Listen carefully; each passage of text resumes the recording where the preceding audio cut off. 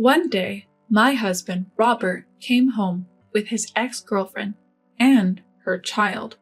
Heads up, if you leave me, the three of us could live happily ever after. Even Mom would get to hold a grandchild. My husband pressured me to divorce him, so I agreed. Why? Because I have an ace up my sleeve that he knows nothing about. I can't help but look forward to the look on his face when he finds out. The anticipation is just too thrilling. My name is Amelia. I'm 35 years old. I've been married to Robert, who is 5 years my junior, for 3 years now. We don't have any kids yet. After a while into our marriage, my mother-in-law became pretty pushy and wanted a grandchild. Amelia, you've been married for 3 years, right? When will I see a grandkid? How much longer do you want to keep me waiting? Lately, she's been rushing me with a phone call every other day asking if a grandchild is on the way yet. I couldn't take it anymore, and I talked to Robert about it. Robert, I got another call from your mom today. It's becoming so frequent, it's making me feel down every time the phone rings. Don't worry about it. We agreed to have kids at our own pace. Robert reassures me, but I still feel uneasy. We're not on bad terms as a couple, so it's not impossible for us to have a child. Could it be that one of us has fertility issues? Just when I started thinking about that, my mother-in-law suggested we should get a fertility test. Hey, Robert, your mom suggested we get a fertility test today. I think I want to take it. There's no need. We'll have a baby when it's time. Then you go ahead and tell her that. I couldn't help but raise my voice at Robert. He doesn't seem worried about not having a child. And when it comes to his mom, he doesn't seem worried about not having a child. And when it comes to his mom, he thinks it's best to ignore her. It's me who's left feeling miserable. Doubting Robert's reliability, I decided to go for a fertility test without telling him. If the issue is with me, I want to tackle it sooner rather than later. Plus, I'm older than Robert, so the pressure is really on. To cut to the chase, my test results were fine, so maybe the issue is on Robert's end. So, Robert, about that fertility test we talked about the other day? When I bring it up, Robert doesn't even try to hide his irritation. Really? This again? Haven't I told you I'm sick of hearing baby, baby? Makes me not even want to try for a kid. Let's drop it, okay? Robert shuts down, not willing to hear me out. All I wanted to do was share the test results. Why is he so angry? I don't want this tension hanging over our relationship. Ultimately, I decided to keep the test results from Robert. Ignoring my feelings, my mother-in-law calls. Amelia, what's happening with having kids? I hate to say it, but at your age, your window is closing fast. Could it be your age that's the problem? I wanted to say I'm not the issue, but that would mean indirectly pointing the finger at Robert. That would surely get back to him. So I hold my tongue, enduring her remarks. Even Robert knows I'm looking forward to grandchildren, so why did he marry an older woman who can't have kids? My mother-in-law, convinced I'm the problem, won't stop nagging. Her complaints are now seeping into Robert as well. Robert, can you please tell your mother to stop talking about babies? It hurts to be talked about like that when I want kids too. Not only has mother-in-law been bad-mouthing me, but now even Robert is starting to blame me. Well, Mom has a point. My friends were saying at the reunion that it's harder to have kids with an older wife. Robert now firmly believes I'm the issue, swayed not just by his mom, but also old classmates. At this point, there's no way I can ask him to get tested. Eventually, every time he goes to his parents' house, he starts ridiculing me alongside mother-in-law. Today, once again, mother-in-law speaks loudly enough for me to hear. Why did you choose an older woman, Robert? I thought for sure you'd marry Isabella from college. She's the same age and looks healthy. You'd probably have a grandchild or two by now. Robert responds with a laugh. Seriously, if I'd known Amelia couldn't have kids, I never would have married her. I really picked the wrong person, huh? Ever since then, my trust in Robert dwindled. Whenever we were together, I couldn't help but give him the cold shoulder. As a result, Robert started coming home less and less. I don't need dinner tonight. Got it. It seemed Robert was hanging out with his old friends almost every night. But eventually, whether he got tired of it or ran out of spending money, he stopped going out at night altogether. So, you're not going out drinking anymore? Annoyed, he replied. So what? Does me being home bother you or something? Not at all. I was just thinking it's nice for a married couple to share meals. Even though the pressure from my mother-in-law was persistent, I started to feel that growing old together was enough, even if we couldn't have children. That's why I started treating Robert better and making the most of our time together. However, Robert started going out again on weekends. In our college days, sudden invites were frequent, but those calls had ceased lately. If he starts coming home late again, that's gonna suck. As I waited for him to come back, what actually happened was far worse. Robert came home with a woman and a baby. Who's this? She's an old classmate, Isabella. Isabella was, if I remember correctly, Robert's college girlfriend that my mother-in-law mentioned. Why on earth would she be here? And she's holding a baby. Could it be they had a fight? Please divorce Robert. Excuse me? I looked at Robert and he looked more serious than I'd ever seen him. I had a bad feeling about this. Amelia, hear me out. I've decided to start over with Isabella. What do you mean? I met her again at last year's reunion and I realized she's the one I truly love. She's pregnant with my child. Your child? Robert, you can't be serious. It's true, but Isabella knew I was married, so she initially planned to raise the child on her own and gave birth in secret. Robert looked at Isabella with love. So why bring this up now?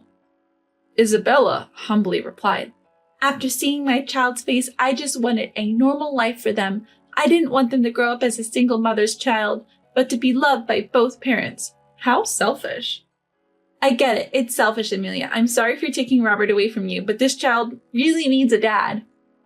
Amelia, that's how it is. Then Robert chimed in. Look, I've always wanted a kid too. Everyone wins if you just let me go. So will you divorce me? I'm not the one who can't have kids. I forgave all his past wrongs and committed to our life together, and now this? Something inside me snapped. Fine. I agreed to the divorce. By the time I realized it, the words were out of my mouth. Hearing that, Robert leaned in, looking pleased. Thanks. I knew you'd understand, Amelia. So when can you move out? It seemed they couldn't wait to kick me out and start their new life in this home. How utterly self-centered. If that's what you both want, I can leave immediately, but I have a condition. You both have been dating since last year, right? You're aware that you're cheating. Well, we couldn't help it. We reconnected at a reunion and couldn't stop our feelings. I feel the same way. Isabella sparkled in agreement. I think the fact we've conceived proves that we're blessed. Happy-go-lucky, both of them. It's terrifying that they think I'd be okay with this. Good. I'm glad you admit to the cheating. Now I can cleanly claim compensation in the divorce. Upon hearing this, Robert and Isabella went pale instantly. Compensation? Are you a demon? You plan to take money from us while we're raising a child? Exactly. You've never had a child, Amelia. You don't get it. I have no intention of listening to either of you, I said coldly and in a low voice. I don't care about your circumstances. If you cheat behind my back and then unilaterally demand a divorce, it's only fair that you owe me compensation. Monster! Devil! Heartless woman! They shouted and screamed, spit flying. Ignoring them, I went in for the kill. If you can't afford to pay, why not ask mother-in-law? She's been dying to see her grandchild. She'd probably be happy to help. You're right. Mom will definitely help us out. Seemingly reassured, they agreed to pay me the amount I demanded. Of course, I also tacked on the cost of my accommodation until I could find a new home. To avoid future complications, I made sure they signed an agreement. Shall we go tell mother-in-law right away? Yeah, Mom will be so thrilled to finally have a grandchild. Ignoring my presence, Robert and Isabella excitedly discussed their new life. Later, when we visited mother-in-law at her home, we told her the whole story. Then mother-in-law exclaimed with surprise, "Robert! Well done! I told you so, didn't I? It's better to marry a classmate. I always thought you and Isabella would be a better match than that old Amelia." Turns out my mother-in-law is just like Robert and Isabella. They only think about themselves. Soaking up mother-in-law's praise, Isabella is over the moon. "Mother-in-law, thank you. Now let me hold that long-awaited grandchild of mine." Robert stopped mother-in-law as she immediately moved to hold the baby. "But there's a problem. Amelia is demanding a settlement." "What a greedy woman!" "She says it's a condition for the divorce. Isabella and I want to be together as soon as possible and let you hold your grandchild, Mom. Robert, you're such a kind son. I'm proud of you. But we're going to need money for raising the kid. We can't make ends meet if we pay the settlement." Mother-in-law then smiled warmly at them. "If that's the case, leave it to me. I've saved up some money for my grandchild. Use that to pay off the settlement." "Thank you, Mom." "Thank you, mother-in-law." "Now let me hold the baby. Oh, how adorable. Those eyes are just like Robert's when he was a baby." To an outsider, they look like 3 happy generations of a family, blissfully unaware that it was all a facade. "Here's the amount for the settlement. Oh, and let me give you this as well." When I showed the document, mother-in-law instantly frowned. "What's this?" "These are the results of my fertility test. I thought you all should know the truth." I showed everyone the test results. "No problems. Then why haven't you had children yet?" Smiling widely, I answered mother-in-law's astonishment. "Could it be because the issue was with Robert?" "What are you talking about? He clearly can have kids, right, Isabella?" Yes?" Isabella was visibly flustered. For the clueless people, I gave another hint. "When did Robert reunite with Isabella at the reunion?" It was last year, so about 6 months ago." Mother-in-law pulled out an invitation postcard from the drawer. "Yes, indeed, 6 months ago. Wait. It seems mother-in-law finally caught on. Hold on. You guys met again at the reunion, right?" "Yeah, it was the first time we had reunion in like 10 years or more. And yet Isabella has already given birth. The timing doesn't add up." Sensing that she's been caught by her mother-in-law, Isabella starts making excuses. "Oh, well, this baby was born much earlier than his due date." "How many months old did you say he is?" To mother-in-law's question, Robert proudly responds, "He's just 1 month old. He's going to get cuter and cuter." Then mother-in-law says with a stern face, "So that means he was in Isabella's belly for less than 5 months?" "What? Isn't that how pregnancy works?" "Don't be ridiculous. Pregnancy lasts 40 weeks, which is basically 10 months. A baby being in the womb for only 5 months doesn't make sense." Mother-in-law, filled with anger, confronts Isabella. "What is going on here, Isabella?" Realizing she can't talk her way out of this, Isabella finally comes clean.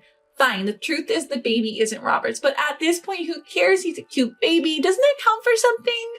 Hearing this, mother-in-law shouts at Isabella, "Don't joke around. What I want is Robert's child, my own flesh and blood. I will never accept a child from some stranger." Robert seems to finally grasp the situation. "Isabella, you lied to me? You said we were soulmates, that God gave us this baby." Enough of this. I'll tell you the real story." Isabella starts to speak her mind. "This child is from my ex-boyfriend, the one after Robert, but he was a terrible man and disappeared as soon as he found out I was pregnant.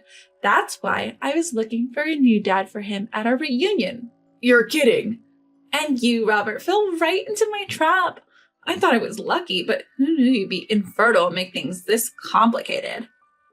Annoyed, Isabella stands up, holding her baby, ready to leave. "I should have picked a different guy. Alimony sounds complicated, and you've got an annoying mother-in-law. I'll find another man to be this child's father." "Wait, where do you think you're going?"